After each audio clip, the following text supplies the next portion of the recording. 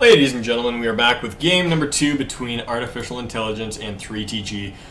This is the UGC League Playoffs Round 1, and things are looking interesting so far. Artificial Intelligence came into this matchup as the first seeded team in the NA Steel division of the UGC League, and they were looking very, very strong, but 3TG sitting a little bit further behind at 4th place in the division, and so they got matched up together, and 3TG took game number 1. So a little bit of an underdog story coming in as we begin this game. I mean, I wouldn't actually call them underdogs. They're a very strong team in their own right, and anything can happen in a round robin.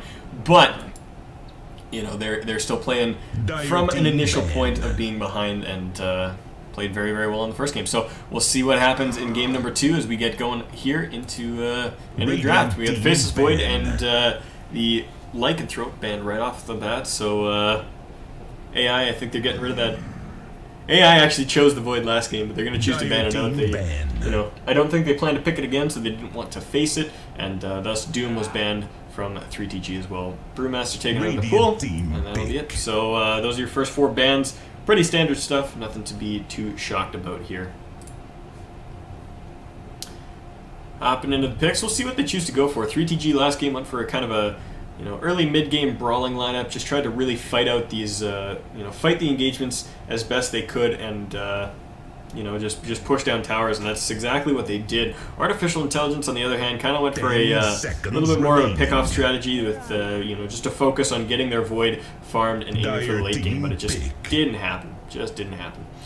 Marana getting picked up by 3TG right off the bat, so obviously a hero that they feel very comfortable with. They won the game with it last game, and it did very well for them. They threw out a lot of arrows, which caused a lot of early game ganks, and the Moonlight Shadow was a great asset to them later on in the game. So they're going to be playing with that, and I think that's a great decision for them. Again, I mean, even since a hero has fallen a little bit out of popularity, doesn't mean you got to stop playing it. I mean, she's very, very strong.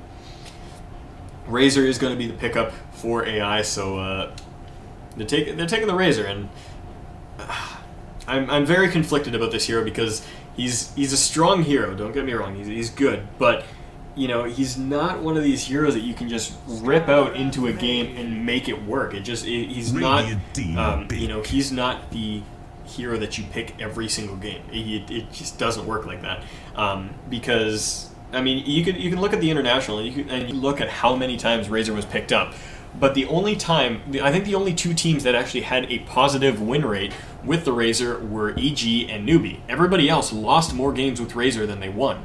So he is not a defining factor in these games. It's how you use him. And Arteezy's Razor is very, very strong, and that was a contributing factor in why EG did so well with him. So I think picking up a Razor as a core hero right off the bat is not a fantastic decision. I think using him to shut down a hero like a Wraith King, to shut down a hero like a Naix, to abuse a mid lane against an OD or something like that is a fantastic way to use the hero, but I also don't think he's worth picking up as a core right off the bat. It just something turns me off about the hero, and I can't quite put my finger on it, but he is not he's not all he's cracked up to be from his pick rates. Skywrath Mage and Centaur Warrunner are going to be the next 2 pickups. Skywrath for AI and Centaur for 3TG. So definitely we could be looking towards another very early mid-game lineup from 3TG right now. Marana very strong in those first 15 to 20 minutes of the game. Wanes off a little bit after that point, but Centaur very much the same. Moonlight Shadow with a Stampede is a great way to initiate a fight as well. You can cause a lot of havoc around the map and get some push going. That said, 3TG does not have a lot in the way of push. They can kind of siege a little bit, and they can cause some fights to get initiated, but they don't have real wave clearing. They don't have the ability to shut down towers. So we could see them go into another another Dragon Knight, perhaps something that a pushier support or an offlaner like a Nature's Prophet or an Enigma or even a Leshrac. And so those are things to keep an eye out on right now. I think Shadow Shaman would have worked great for 3TG if they hadn't just banned it out. Of course, you got the Shackles into the arrow, and then you have that ability to push down towers with the Serpent Wards as well. Tidehunter, the ban out by 3TG as well, not wanting to deal with that. And the Wraith King banned out by AI. I'm curious to see why they banned the Wraith King, because they do have 2 heroes that are very solid with shutting him down, and they ran and they ran an Invoker last game, which wasn't played poorly, but I think some of his decisions were pretty questionable. I mean, he went for Quas Exort, first of all, which I was saying in the draft, Quas Wex was the way to go. Like, it was. You had a Wraith King who was abusing Reincarnate at every possible opportunity. You had a Tidehunter that was initiating on you at all times. Having the control of Tornado and having the, the mana burn of EMP and all those things really would have been incredible for their team fight, but it just he went greedy. He went for the Exort to try to help out his teammates and their ganks, and it just didn't work out well for him. So I think Invoker played right now. Where was I going? Where was I going with this? I don't know where I was going with it. Train of thought off the rails, going off the rails on a crazy train. Anyways, Ember Spirit banned out by AI, and they pick up a Clockwork. So the Clock works really well. I think I don't think he fares very well against Centaur Warrunner in a 1v1. So we're probably not going to be seeing an aggressive lane out of either of these teams. Could see it out of 3TG. I don't know, but yeah, Clockwork is very good. 10 seconds remaining. I was gonna start reasoning as to how Clockwork works in this matchup, but Clockwork is very bad against Mirana because whenever he throws out a Cogs, he is an instant arrow target, and as well if he hooks onto a Mirana, she can just leap out of the Cogs. I mean, the leap is an instant cast time, and although she gets hit by the Cogs on her way back out, it doesn't matter. She's out of the Cogs. So as well, I mean, Centaur, he is super beefy and can survive a Clockwork battery assault, and he can even turn it around and dish out more damage than Clockwork can with his double edge. So I'm questioning the Clockwork pickup right now. I wanted to justify it at first. I was like, Clockwork's a good hero, and then no, it's not a great hero here. So I don't know. We'll see what 3TG picks up here. They're wasting quite a bit of reserve time as they're looking towards this third pickup, trying to decide what they want to complement their lineup with. I think, yeah, I'm curious to see. I think a Shadow Demon will actually... Oh, Shadow Demon is the pick. Shadow Demon. Pick Shadow Demon. Please pick Shadow Demon. He works so well with Mirana, and he works so well with Centaur, and he offers a little bit more siege power to a lineup as well. You can throw out that Shadow Poison and kind of keep enemies away from their tower. They kind of have to dodge that Shadow Poison, stay away, and let it wear off before they engage, because that'll really mess them up. I think Shadow Demon is the pick. If they have a player that's comfortable with Shadow Demon, they need to pick it. The reason he works very well with Centaur is because, I mean, Centaur has a huge wind-up on his stun, so if you get the disruption, you allow Centaur to mitigate that wind-up and use his stun right on target, and then you have the Soul Catcher, which amplifies damage, and of course we all know how big a nuke Double Edge is, and so if you use Double Edge on top of a Soul Catcher, it can almost one-shot supports. Like, it is a scary potent combo, so that's something that could be looked out for. I really think they need to pick up Shadow Shaman. So many Shadow heroes. Shadow Demon, Shadow Shaman, Shadow Fiend. Shadow Demon. Witch Doctor picked up by 3TG, so I like this quite a bit. It allows them to push, it allows them to sustain their fight, allows them to keep moving around the map without having to go back to base so much. And his core ability is the Cask and the Voodoo Ward, is the Death Ward. This is just a lot of damage. Rubik picked up by AI, so I like the Rubik. I do like the Rubik.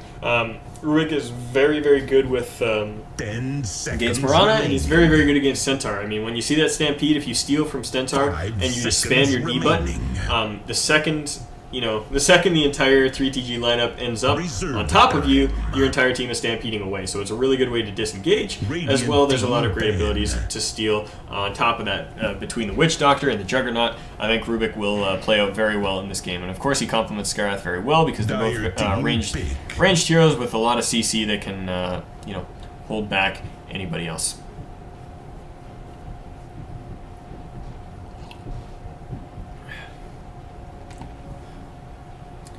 Juggernaut pick. This one's kind of interesting. I'm not quite sure how it'll work out, but I think it'll work out well. Dragon Knight picked up by AI. I think they're fearing that that might come out from 3TG as well. I think this is going to be a support Mirana as well. They played the support Mirana last game, and it worked well for them, so I think the support Mirana with the Witch Doctor supporting the Juggernaut, and then 3TG will be looking towards picking up another mid-hero. Dragon Knight would have been very strong, but Now they got to look towards something else. The Tinker's out of the pool. Viper's out of the pool. Ember is out. They could run an Invoker. I think Invoker would be very strong with their lineup. And it does fairly well against Dragonite, but we'll see what the choice is. They're picking some wonky heroes, so I think whatever we see will be a little bit off menu. Reserve time. I think a Puck would be fantastic here. I like Puck. I like Puck a lot, and you know, I think Puck works very well with this lineup because of the Death Ward and the Centaur, and of course the Juggernaut. I mean, you just keep the enemy team close, and all of these abilities can really go to work. But instead, they pick up the Invoker. Like I said, Invoker is a fantastic pick as well. You got Sunstrikes on top of the Cogs. You've got you've got a hero that can really shut down a Dragonite. And although there's a Rubik, you can always play around Rubik as Invoker. Anyways, getting into this game, let's go back to introducing the teams. I've already done this, but check them out on their new heroes. We got Toby playing on that Rubik. Now G going to be playing the Skyrath Mage. Genesis on the mid lane as the Dragonite. Otto heading towards the solo safe lane as Clockwork. And Ninja Chinky Winks down on the bottom lane. Alright, so they are going aggro tri lane. Or they're just anticipating aggro and they're just trying to switch it up. I think that's the idea here. I think they're anticipating the aggro tri lane from 3TG and they're just going to send their Razor down towards bottom to try to dodge it, which makes sense because this tri lane is very scary. I mean, if you land an arrow or get a good cast on somebody, the Juggernaut's just going to do work with his spin and he's going to just destroy you. And there's not much you can do. This is a very durable lineup as well with the Voodoo Restoration and the Magic Immunity on Juggernaut and the Leap on Mirana. It's really going to be hard to kill any of them. So I think going tri-lane versus tri-lane is not the right call for AI, and instead they're going to rotate down towards bottom lane and just have the Razor farming there. Now if 3TG does not rotate back around and put their tri-lane on bottom, I think I think Razor will be just fine going 1v1 against Centaur, and these supports will be free to roam around the map as they please, but that's something that we'll have to keep an eye on as we get a little further in the game. Clockwork going to trap the creeps back here, just try to hold the lane off a little bit. Of course, this means he does not get a normal block, so I think, in fact, that actually works out to be just the same as if you were to stand in front of them and block normally, but oh well.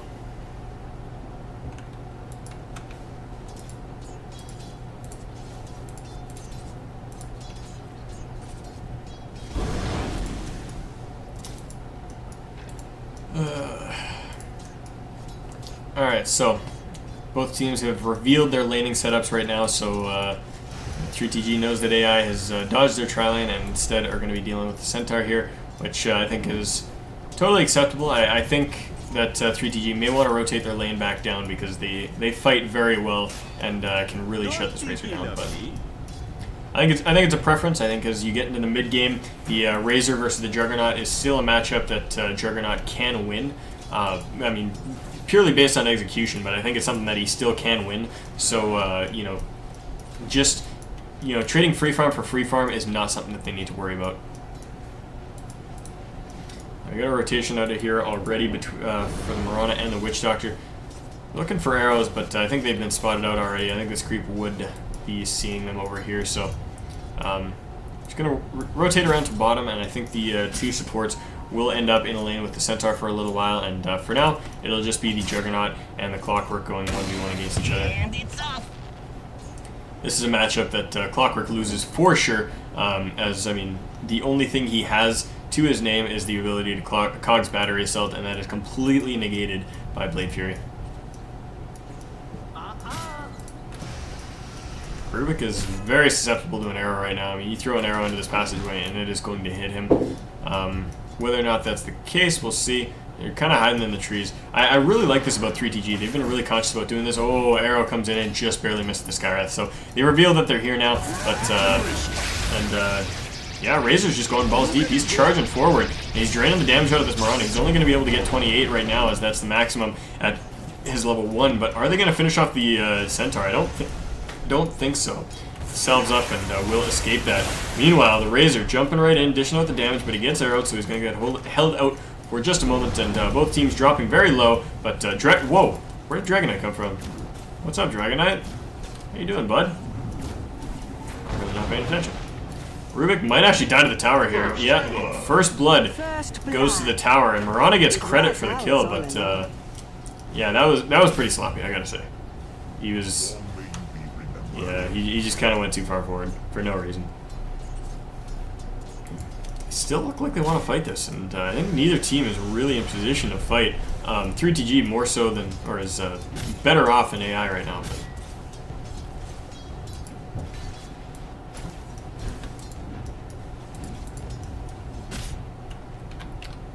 Looking towards the CS right now. We got the Invoker sitting on top of that, and he has actually chosen to go for the Quas Wex this game.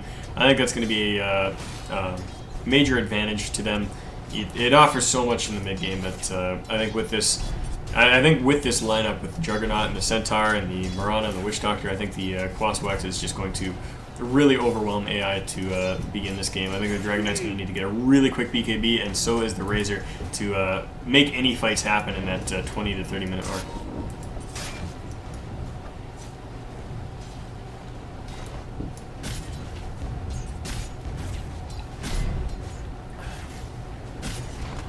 Juggernaut sitting on top of the CS chart at 19 and 11, and sorry, 19 and 3. The Invoker was 19 and 11 and went up to 20. We got 17 and 4 on the Razor, 8 and 0 on the Dragon Knight, 7 and 0 on the Centaur, and 7 0 on the Clockwork. So right now, pretty much reflective of what you'd expect. The Invoker is beating out the Dragon Knight in the mid lane, and you know, the Juggernaut and the Razor are pretty even. Now Invoker evades a gank by picking up a haster and heading up towards top lane. He's going to be looking for this Clockwork, and Clockwork is dead. Not a single point of mana to his name, and you got Tornado, Cold Snap, everything coming in. He's not going to be able to get out of this one. He's running away to try to... oh, he does get a Cogs off. Will he survive it? I don't know. The Invoker's chasing him down, and he's so fast. Oh my god, the Self saves him for one hit, but no, one more auto attack, and that'll be it. Arrow going to fly, not going to catch on anything, and the Clockwork will be the second casualty of this game. Meanwhile, down on the bottom lane, Centaur is going in towards the Razor and dishing out the damage with his abilities. But he's got nothing left in terms of auto attacks, as it's all been sapped away. He's literally doing 0 damage with the auto attacks, and it's all on this Witch Doctor to be able to do something now. But oh my god, he attacks a creep! He attacks a creep twice! Oh my god! Oh! Those pings. Oh man, the Invoker was watching that. Oh. I feel so bad for him. He had the damage, and he missed click twice in a row. And instead of getting the kill on Witch Doctor, he didn't even kill a creep. He didn't even kill a creep. He just auto-attacked a creep a couple times, and oh, I feel bad for him, man. That is like some serious face desk shit right there. That's stuff that makes you just want to break a PC.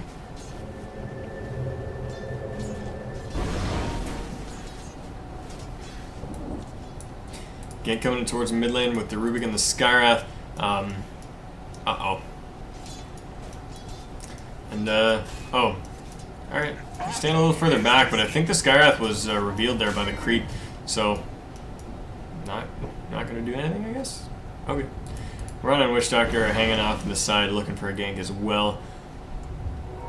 Yeah, no one's finding nothing here. Everybody's too far back.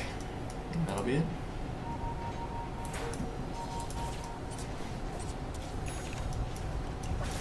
Razor farming up pretty good down here on the bottom lane now. He's sitting at 28 and 8, just above the Invoker and the Juggernaut. So he's picked up his farm pretty darn well as everybody's been rotating around the map. And the game's kind of stagnated a little bit as we've had all these rotations. It's kind of weird to say it like that because generally rotations mean kills, but nobody is in an unsafe position right now, and it's just meaning that everybody's kind of ending up in a kind of a stale state where both of the carries are just working on farming up as much as possible. Juggernaut going back to base with a very questionable amount of HP. I mean, he's got half his health. He can stay in that lane for a little while longer. Just have stuff flowing out to him, but instead he's going to walk all the way back to base, and I guess I'll TP back up there.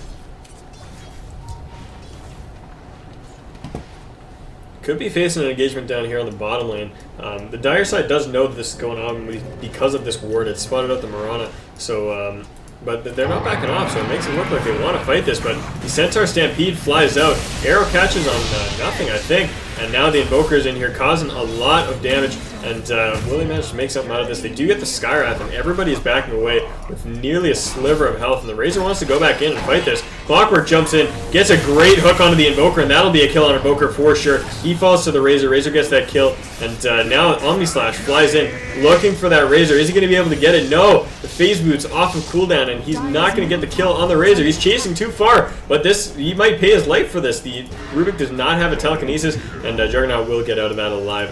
Meanwhile, Genesis finds the Mirana on the side and finishes her off. So we've got 3 kills up on the side of AI, and 3TG is still ahead. But you know, this is a very telling fight of how AI is going to play this.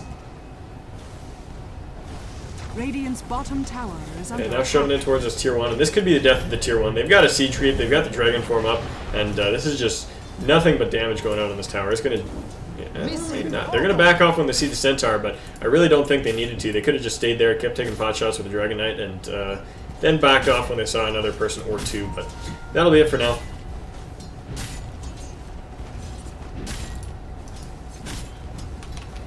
Take a peek towards items, see if we have any interesting developments here. Phase Boots up on the Invoker, so he's not going for that fast Midas. Has instead opted to just go for the Phase Boots, and we'll probably be moving it towards some sort of mobility item next, perhaps the Force Staff or a Blink Dagger. Nothing too interesting on Witch Doctor. Juggernaut's got his Phase Boots, and it looks like he's heading towards Drums. That's what I imagine that Robe of the Magi would be built into. Tranquil Boots on the Centaur, nothing too special there. Bottles on both Clockwork and Dragon Knight, and the beginnings of a mechanism on Razor. So, kind of see how this is going to play out for both teams, but yeah, Clockwork hooks in, finds the Witch Doctor, and Witch Doctor is Toasterino. There he goes. Finished off 4-4 the kill score, and that great hook by the Clockwork has evened this game up and put AI back in a position where they can start to siege out this bottom tier 1 once again and try to finish it off from its 370 health. Mid lane Dragon Knight just trying to hold off this Invoker's push for now. He really has no reason to join his team. They can get that tower without him, so he's just going to stay there, farm it up, and enjoy the spoils of those creeps.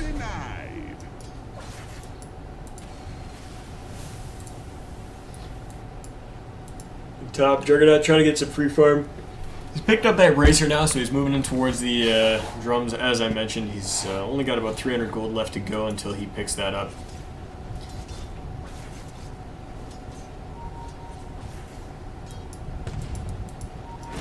Rana gonna throw an arrow. Is she gonna find someone? I don't think so. Razor backs off really far, and no arrow results in. Arrow results in. Dire's top tower is under attack.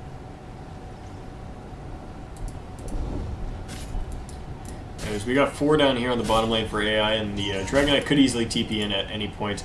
I think he's waiting so we can trade mid, but Razor finds himself a little bit too far forward and will get stunned out there. The Stampede gets him into the trees fast enough that can kill him out, and there's no support from the rest of his team. Razor dies in the trees, and 3TG has themselves another kill to their names, and yeah. I don't know if that'll mean... I don't think that will turn into a tower kill, but definitely good kill. Radiant's middle tower is under attack. Meanwhile, Genesis plugging out on the mid tower, going to dish out a ton of damage here. The Invoker's getting close, but I don't know if he really wants to go in on this Dragon Knight because DK's got that haste rune, he's got the Dragon Tail. He can cause some massive damage. I don't know if he could kill Invoker outright, but Invoker still has to be a little bit worried about that.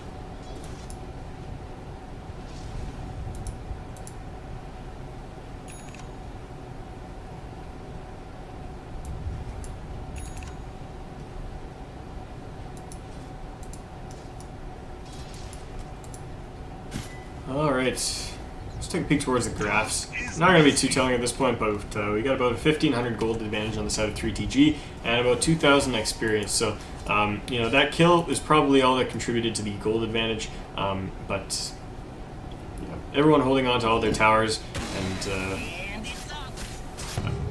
not much to talk about, man. There's not much to talk about. I wish Drums picked up on Juggernaut. That's good. Moving towards a Blink Dagger is the Centaur, but he's a little ways behind that. Looking at about 800 more gold until he finds that. And And both teams playing pretty safe. We got a double damage on the Dragon Knight now. This could be a turning point, though. They might want to look to fight this up now. And they're going to find an Invoker out here. Great hook shot in by the Clockwork, and the Cogs are going to hold him down. And there we go. That is a dead Invoker for sure. And meanwhile, got to charge forward with the Stampede, and they find the Skywrath Mage. They finish him off. So I think the Invoker for the Skywrath, good trade on the side of AI, but even still, losing a hero like that, not good, especially since it's like a separate engagement. It's not like that wasn't actually a trade. It was just another engagement. Dragon Knight's popped off that DD, and if he gets up to that tower with a little bit of duration left on it, I think you should just pop off the Dragon Form and finish off that tower. So yeah, there he goes. Pops off the Dragon Form and just destroying the tower. He's only going to have 3 shots with that DD room before it wears off, but he will definitely clear out this tower. Meanwhile, Invoker comes in, gets the Tornado EMP. It is going to burn off all the mana of the Dragon Knight. Cold Snap is out on him now. Are they going to make a kill out of this? I don't know. The Mirana is there, throws out an arrow, but they're going to run into a Razor on the high ground. Not something they really wanted to run into. And there's the Skywrath supporting this kill with that concussive shot, and Skywrath does get the kill on the Mirana. So they did get the tower, and they turned it around into a kill. So well played by AI there. They're playing it very smart, and the Dragon is so beefy he was able to get out of that. That extra Order Club that he picked up, I think, was actually the difference between his survival there and what could have been otherwise.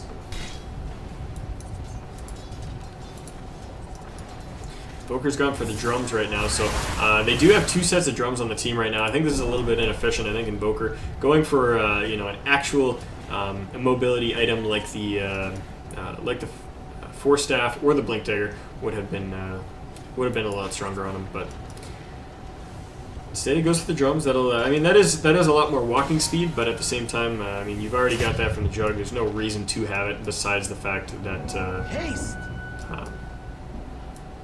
yeah. Man, I don't know what's going on today. I think I'm just tired. I'm losing my train of thought halfway through a sentence so much. Radiant's top tower is under attack. Not good for me. Not good. Dire's middle tower is under attack.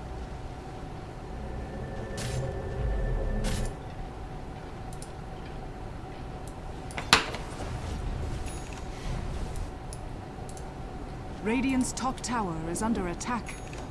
Man, this is kind of a strange game because you look at both of these drafts and you expect a lot of kills. I mean, Skywrath Rubik is pretty safe, but at the same time it's very good for ganking. In Dragon Knight, you expect towers to be pushed, and Razor, you're looking for fights. And I mean, Juggernaut, Centaur, Mirana, Witch Doctor is very, very strong.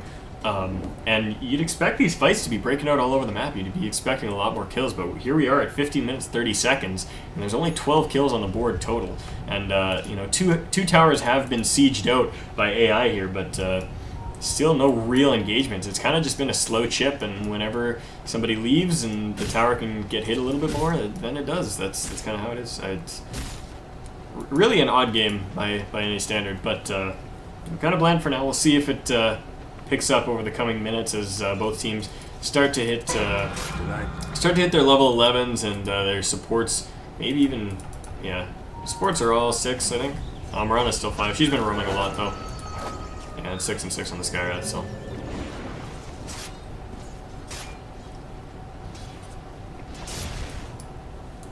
Skywrath finds an Invis rune.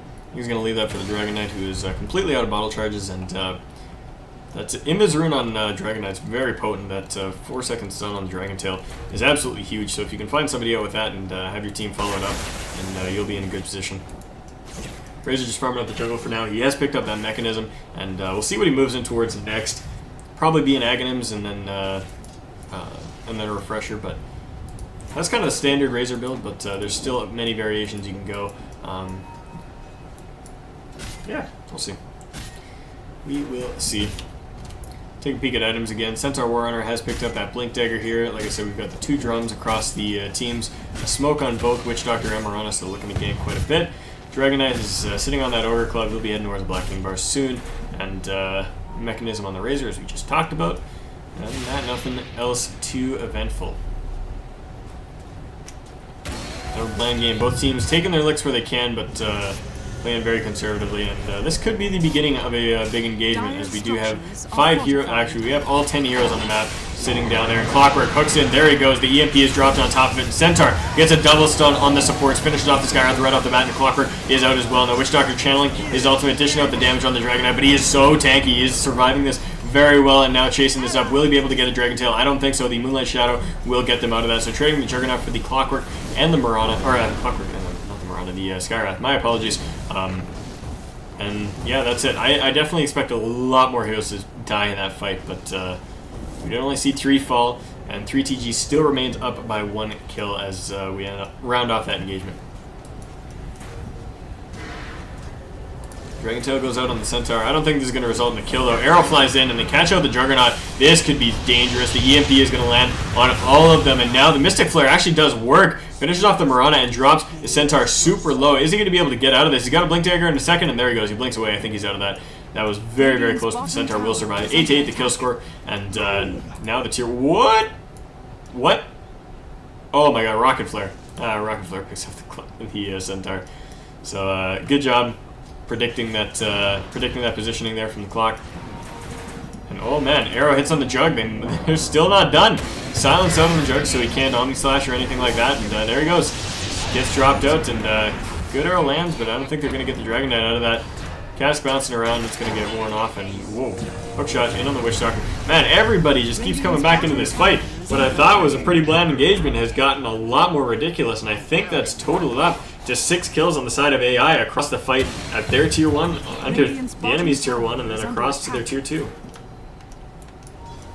Absolutely huge, and now tier 1 tower is going to drop. That is all 3 towers drop, or all 3 outer towers dropped on 3TG's side, and meanwhile on the Dire we've got all 3 still standing. Dragon Knight finding himself a double damage rune. That's going to help him out a lot as they move in towards their next engagement, but I don't know if they're going to want to engage until long after that double damage is worn off. They've got some good spoils of war there. They're going to go back to the base, spend all their money, and they'll group up and look to push again.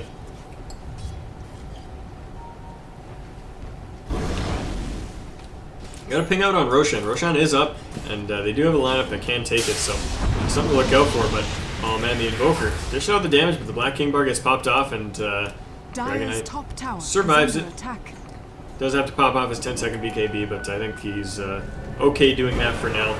He's going to pop off that double damage and the Dragon Form, so they're looking to fight, but Arrow lands on the Rubik as he TP's in, so they see him there. Haste Rune picked up from the Dragon Knight, and this might be time to fight, man. Like, if you can just run in there and pick somebody off with that haste double damage Dragon Knight, that's huge. But instead, they do go into Roche. I mean, they've got the ability to do it. They got the double damage, they got the Dragon Form, and everybody else is just smoking up, so... Now, I think 3TG knows about this. They did see the Dragon Knight go in there on his own. Actually, no, they didn't. They really didn't. Never mind. Roshan's gone. Yeah, he's got it. Yeah, that'll be it. Faux shizzle. I mean, you got that 1 point Exor, you might as well throw Sunstrike in there just to check. I mean, you just saw the entire enemy team go missing at once when, after you saw two people TPing in here, there's no reason to not think that they're going Roche.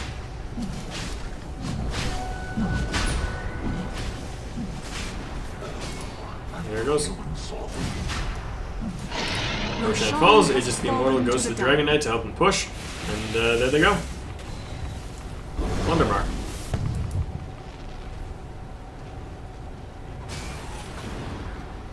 Arrow flying in, land on a creep. That was very close to hitting the Razor, but even if it hit the Razor, I don't think they would have made a fight out of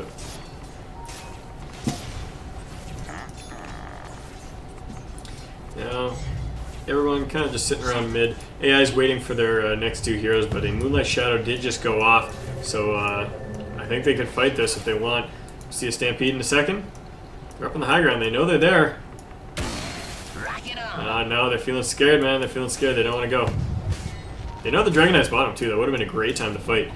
This Dragon Knight does lots of damage. He doesn't have a TP because he just TP'd down there. And he had the Aegis as well, so without him, I think they could have made a great engagement happen and maybe even taken that tier 1. But playing safe, playing smart, not going to waste the Stampede on that exact moment. And we're going to fly. Misses everything, and yeah, that'll be it.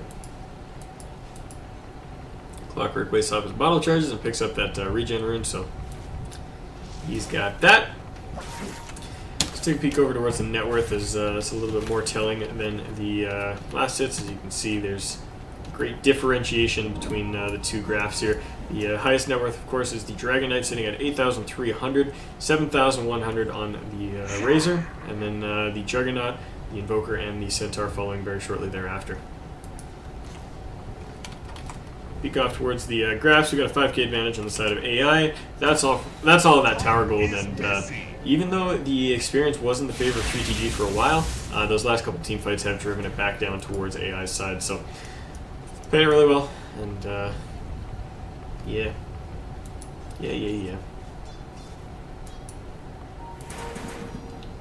Like I said, man, this is a game I would not expect to be this passive.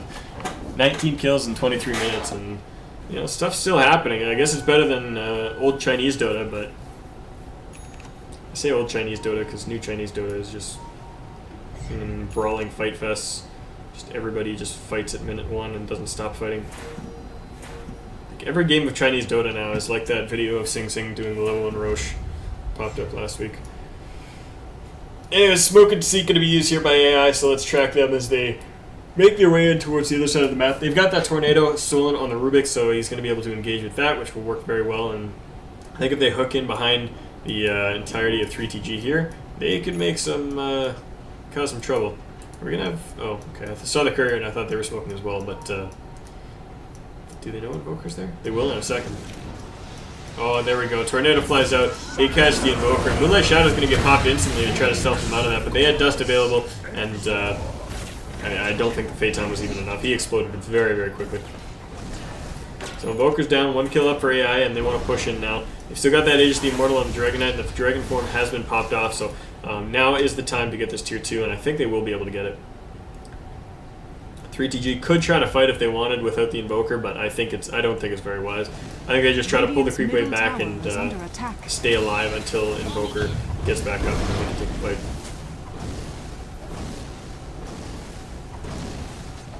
Yep, and there they go. That's going to be it. Tier 2 tower down. They have nothing to defend it, and I mean they've got a fortified, but they don't want to use it. Middle tower has fallen. It's always risky to use Fortify on a tier 2, especially when you have a hero like the Dragon Knight who just does massive tower damage available, because, you know, even if it doesn't mean losing your tier 3, if you fort for a tier 2 and the enemy team walks up and Dragon Knight gets 3 or 4 attacks off and drops this down to, you know, 1200 health or so, it's still a huge problem for you. And I mean, any chip damage that go down on your base towers is absolutely huge, and it's not something you want. So they're playing very smart. They're keeping their glyph available to them. Now Stampede gonna get popped off. They're chasing this up, and before Centaur can stomp, he gets lifted up by the Rubik. The Rubik caught in the midst of shit and gets picked off there. So there he goes.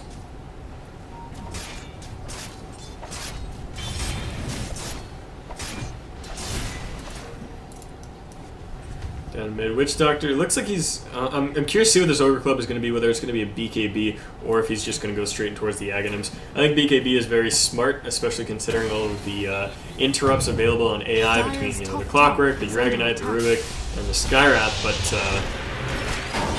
a lot of Witch Doctors like to go ready and just go straight for that Aghanim. Now a great hook on this Centaur is going to probably mean his death. He's not going to survive this. He's just trying to last as long as he can, and that'll be it. Now, oh man. Rana did get picked off. How did he see her? Dragon Knight came in from here and she was over here. I guess that was just some...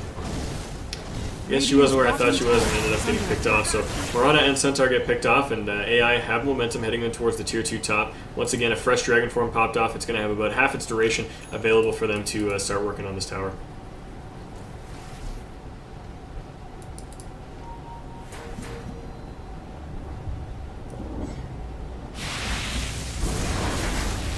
Alrighty.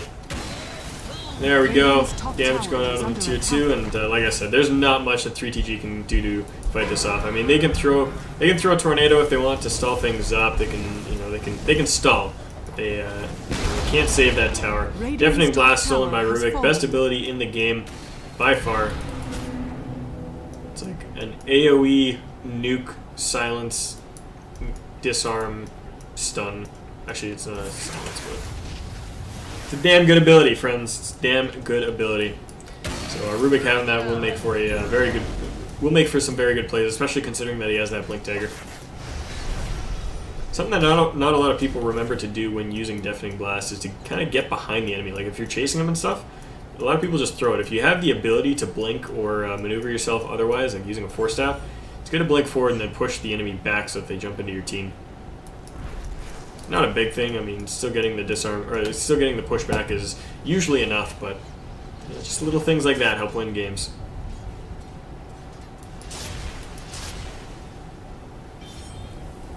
Juggernaut's sitting on a Battle Fury, but doesn't have a lot of progress towards anything else. He did go for those drums and the phase boots first, instead of rushing that Battle Fury, so I think he's still in a pretty good position in terms of farm, as he is the 3rd highest net worth, but you know, he's not quite anywhere near that Aghanims, if that is indeed what he's choosing to go for this game.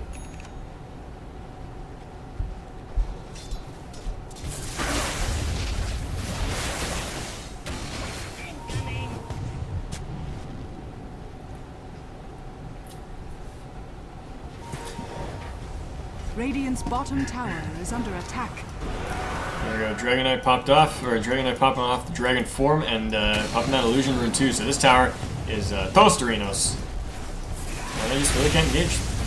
Like I said, this is a very similar analog to last game, and the way 3TG played this is they just used the Dragon Knight to siege out these towers, and there really wasn't much that AI could do last game to break this, and it came down to base defense, which they just couldn't do because that Tide Hunter with the Blink Ravage, and now we're in much the same position for 3TG, is that you know, what it's really going to come down to is their ability to hold out the base and you know, prevent the siege. And I think it's going to be on the Centaur this game to really initiate those fights and then get the Juggernaut in a position where he can deal enough damage to, you know, kill off AI before they absolutely trash him.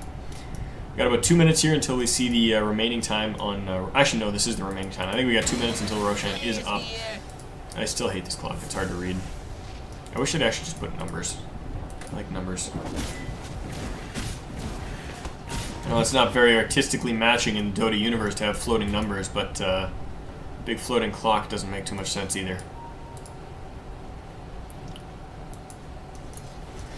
Alright, let's check out those graphs, and yeah, all this tower gold is really mounting up for AI. What was a slight advantage for 3TG, you know, 10-15 minutes into this game, well, actually 15 minutes even too far, but has turned into a very slippery slope of gold gain for AI. Over on the side of XP, it's a lot less of an advantage, but they are still about 4k up in terms of XPs, because they've been taking these fights really well. I mean, they're still at 5 kills, and they've been picking off people in just the right ways. There's a comment in chat about this game feeling like it's been going on for 40 minutes, and I definitely agree. I mean, it's yeah, this game is just very slow paced. Everyone's playing it like they're in the late game, and it's just not happening. Not enough brawling, man. I mean, I like this. It's very strategic and it's very tactical, and both of these teams are very smart about how they take their engagements, but it's just a slow game. I mean, say what you want about the TI4 finals.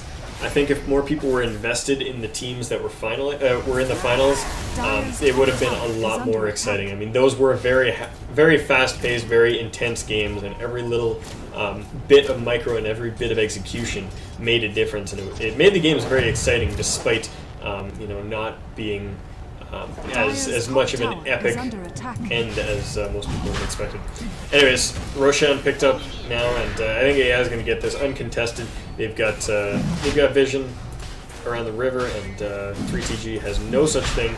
And unless they use a random Sunstrike and all run over there right now, they're not going to get there in time to do anything about it. Roshan has fallen to the Dire, and AI will get that. I think they'll probably put it on the Dragon Knight again to keep him up front and sieging this out. The Razor really isn't in any position where he's going to die. He's got a BKB, and he's moving towards an Aghanims now, so he's going to be very, very durable. I mean, he's got the mechanism as well. That was the other thing that I didn't say, but beefy. Juggernaut, what are you buying, friend? What are you buying? He's got 2k gold stashed up here, and he hasn't started that Aghanims yet. So I don't know if it's actually going to be an Aghs. It's not an Aghs, though. What is it? What does Juggernaut buy? don't even know. I don't play Juggernaut. I really don't. Butterfly, maybe. Could we say it's Butterfly? I mean, there's a lot of auto attack between the Dragonite and the Razor, but yeah, maybe. We'll see. We'll see, my friends. Yeah, there's Tornado flying out. Gonna catch out that Dragonite, but the entire team's here. This could be really, really ugly if it turns into an engagement. Oh my god, Rubik! What did he do? He blinked down to the low ground and gets picked off by the Omni Slash. And man, that was not smart. That was not smart. Rubik is down and not enough mana on the Dragonite. Actually, well, he's got it now. He's got Montrose, but yeah, there's not a lot of mana out here. Arrow gonna fly. Just barely missed that Skywrath. He almost walked right into it. Razor gonna go push out mid, and I think they're just gonna try to put mild pressure on both of these lanes. But I don't know if it's gonna work because we got the Centaur initiating with the Stampede up here. The silence from the Skywrath keeps him from stomping, but I don't think it's gonna matter. Skywrath gets popped off here, and the Dragonite is in the middle of absolutely everything. He's losing a lot of health, and that's, oh my god, this Blade Fury doing so much work here. Finishes off the Clockwork as well, and now the Aegis is popped off. Dragonite trying to chase this up, gets the Dragon Tail out onto Heaven's Cloud, and is trying to fight this, but no, oh my god, is he gonna make it out of there? He needed to use his bottle charges, or his drum charges. He might have been able to escape from there. The Centaur stunned up and will actually drop to the Dragonite. This Dragonite is so strong, and the Razor is just dishing out the damage with his ultimate as well. It's doing a lot of work for him. And good Ice Wall there. Tries to stall out that Rubik, but he gets away with that stolen leap. And yeah, AI in a position to do a little bit of damage to this tower. I don't know if they'll be able to actually get the tower as we have heroes coming back.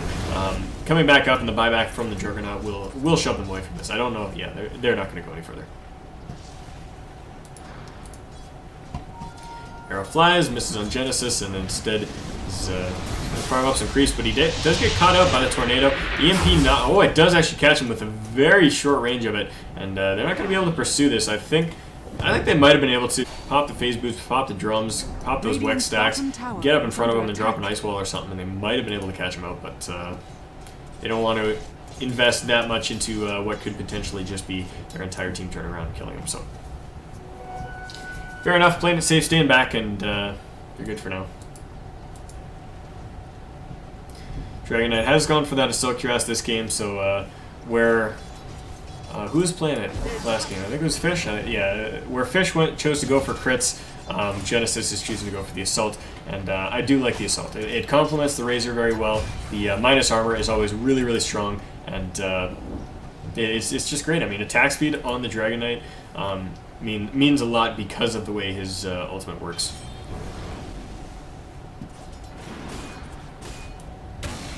Arrogant Fly misses on the Dragonite. He walks right past it and heads back up in the forest. And AI is looking very strong. Like I said, they're only 4 kills up right now, but they've got solid map control. They're sieging out the base however they can. They're doing a little bit of chip damage here and there, like this little bit of damage on mid, this little bit of damage on, this little bit of damage on bottom, this little bit on mid. It's going to add up over time, and if these engagements keep happening like this, with like maybe 1 or 2 heroes dying and then everybody disengaging, then in the end 3TG is going to lose this just to straight up push, and they need to find a way out of their base, and they need to find a way to fight, which they're doing right now with this Moonlight Shadow Stampede gank, and they're going to find the Dragonite up, but he's popping off that BKB. I think he just needs to TP out, and that's exactly what he's going to do. He is gone. There's nothing they can do to stop him, and he gets out of that. Meanwhile, the rest of the team of the AI just backs out through the river and will escape as most of the attention was turned on that Dragonite. Now Razor, actually, wow, he farmed very quickly. I didn't see. He had 2 components of his Aghanims last time I looked at him, and since then, he's picked up that extra 2,000 gold, finished off the Aghanims, and has 850 gold in his pocket. Looking towards the items right now, just to kind of see where everybody's at. We do have a Blink of Pipe on the Centaur Warrunner. Nothing of note on Mirana. She's working towards a Yasha. Juggernaut, he's got a Mithril Hammer, so that could be a Desolator. Curious to see what he will turn that into. I doubt it'll be a BKB, but yeah, we'll see. Battle Fury and the drums, of course, as we've talked about before. Witch Doctor still hanging on to that 1 club of strength, that Ogre club, and not going any further. So we'll see if he does go for the Aghanims or if he's going to head into a Black King Bar. Force Staff up on the Invoker, and it looks like he's heading towards an Aghanims right now himself. Clockwork heading towards an Aghanims himself. He's got the Blade Mail. We already talked about Dragonite's items, but he has since picked up a Reaver, looking towards perhaps a Heart, maybe a Satanic. Rubik has a Yule Scepter and a Blink Dagger, so very rich Rubik there. That's going to help him out in a lot of his mobility. Skyrath, what's he going for? Perseverance? What do you buy on Skyrath with the Perseverance? Lincoln Sphere, maybe? He's got a point booster. That's a very odd item choice. Aghanim's Black King Bar mechanism on the Razor.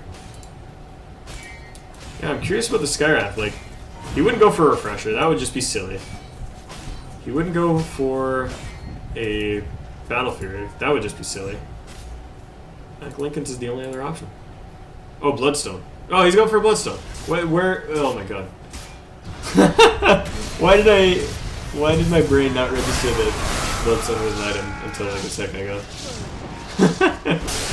Alright.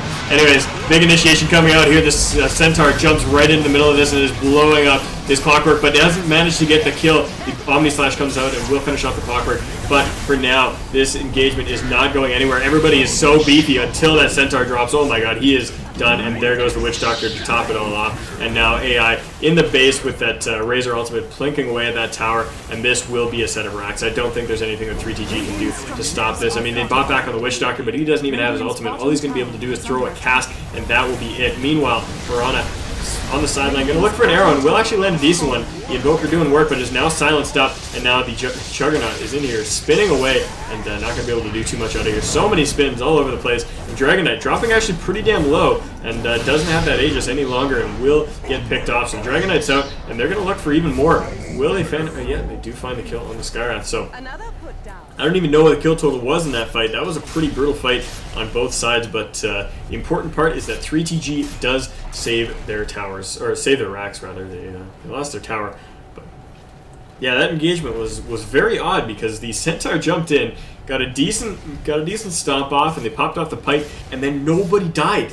Everybody just sat in this area throwing stuff at each other for like 10 minutes, and the mechs, the pipes, the heals was just enough to keep everyone alive for so long. And it wasn't until the Juggernaut jumped in and Omni Slashed the Clockwork that he died, and then on the back line you had the Witch Doctor over here getting picked off, as well as Centaur. So it was definitely an odd fight, but once all the healing and all the pipes and stuff wore off, it got really ugly. Desolator picked up on the Juggernaut. That was the item I meant to say when I saw that Mithril Hammer, but for some reason I don't think I said it.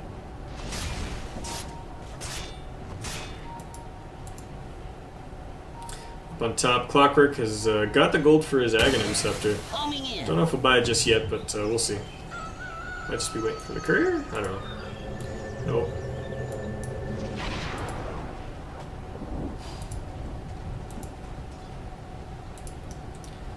Alright. Moving in towards mid is 3TG. I think they're feeling a little bit more confident after that last engagement and want to try to secure themselves a tower, but they're going to have to work really, really hard to get that, as AI has not let a single tower fall this game. There we go. Aghanim's up on Clockwork, and meanwhile the Skyrath has picked up his Bloodstone.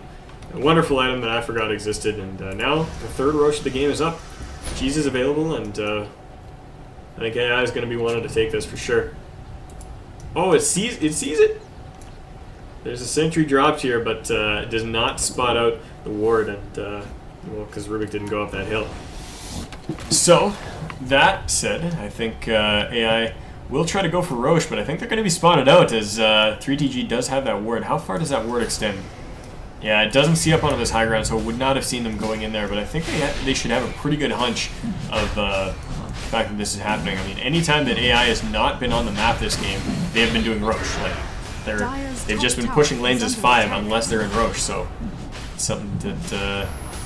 yeah, there we go. Sunstrike goes out, but it's already halfway done, and I don't think they're going to be able to fight it. Yeah. They wish they could, but they can't.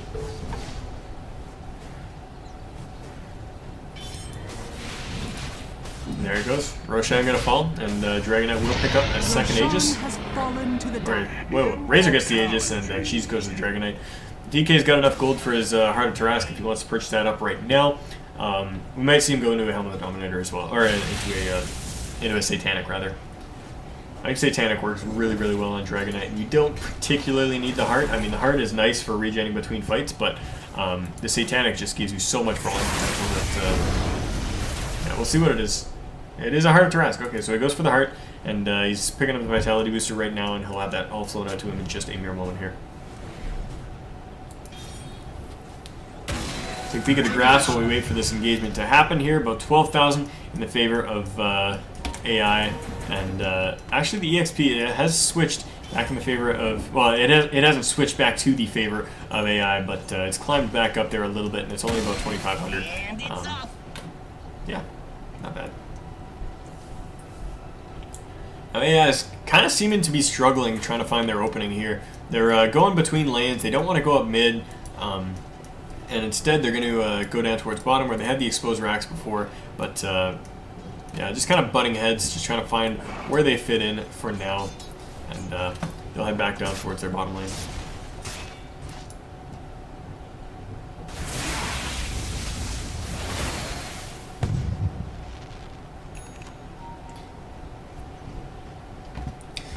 Alright, pushing in towards bottom now. The Razor's popped off his ultimate, and he's going in on this. The arrow's going to fly. Does catch out on the Dragonite, but I don't think he cares all that much. He is super, super beefy. And now the Juggernaut coming in, throwing out that Omni Slash, but it does not do a damn thing. He's trying to Blade Fury away from this, and all he's doing is keeping himself alive for now. The Moonlight Shadow will let him disengage. But now, Great Tornado, EMP going to go out, catches 4, and nobody has mana anymore. The Witch Doctor is channeling his ultimate, and does catch out the Rubik. The Skywrath has fallen as, well, actually, no, the Rubik does get out of that. Skywrath did fall. Clockwork is out as well, and Centaur is the only casualty on the side of 3TG so far. Witch Doctor will get finished off, but Rubik channeling off the Death Ward and survives with the smallest sliver of health. So I think that was a 2-for-2 trade there with the Skywrath Clockwork getting traded for the Witch Doctor Centaur. But we might see more here as this engagement continues, and Razor does not get himself out, and instead just pops off the Aegis, and the Juggernaut's going to fall for that. Instead, the Dragonite finishes him off, and they stop pursuing Marana and instead turn back around and finish off the Invoker. So 4 heroes down on 3TG, and that is not that was not the way they wanted to take that fight. I mean, they traded 2-for-2, even though they lost their racks. I think that was as good as they could have hoped for, and I think they just needed to back off and regroup and wait for everybody to be back up before they fought again. And instead, they threw their bodies at them and ended up losing a couple more heroes, which resulted in their mid tower being lost as well, and perhaps even the racks. Now the Centaur jumps in here, he gets a good stun out. They're doing damage on the Skywrath, and he does finally fall to an auto attack from the Invoker, but Centaur drops for that, and the mid melee racks will fall as well. This might be a GG here. This is getting awfully close, and although 3TG has maintained the ability to fight somewhat, they're just not able to take these engagements when and where they need them. And now the Clockwork actually goes a little bit too far in, and the Voodoo Restoration keeps Witch Doctor alive long enough to survive that, but Razor doesn't care. He's under the tier 4 towers, not giving a shit, and finishes off the Witch Doctor, walks away from that with his incredibly high movement speed, and now they're going to go for the tier 3s. Or the tier 3's top, the top tier 3s, the top, Talking, man, it's hard, it's hard. I tell you what.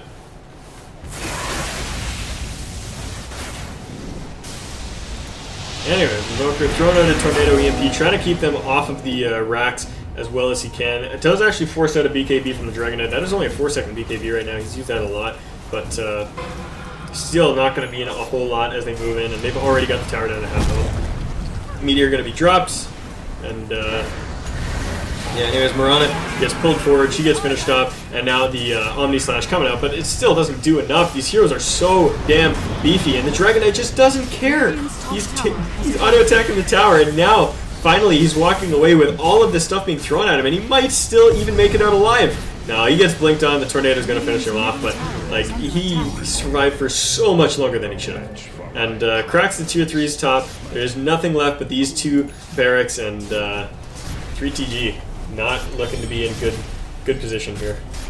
I mean, I don't even know what they can do. The Juggernaut will not be able to fight this lineup.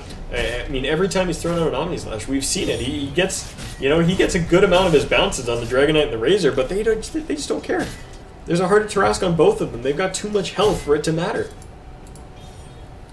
Like I said, I think we're pretty close to a GG here. Like this is just looking really, really ugly. Rock it on.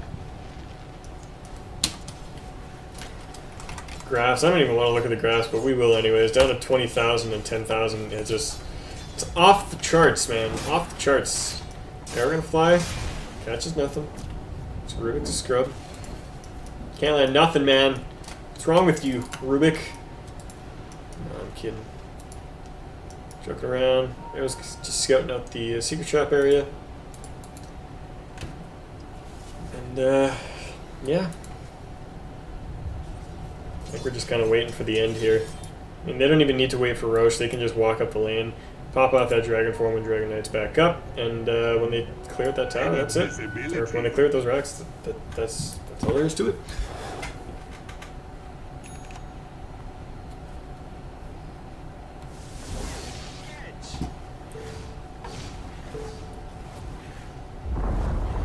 Dire's top tower has been denied.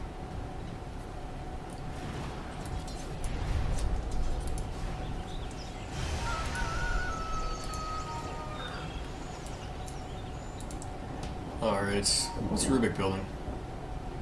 Oh, I think he had Arcane Boost and he just disassembled them and kept the booster so that he had the mana.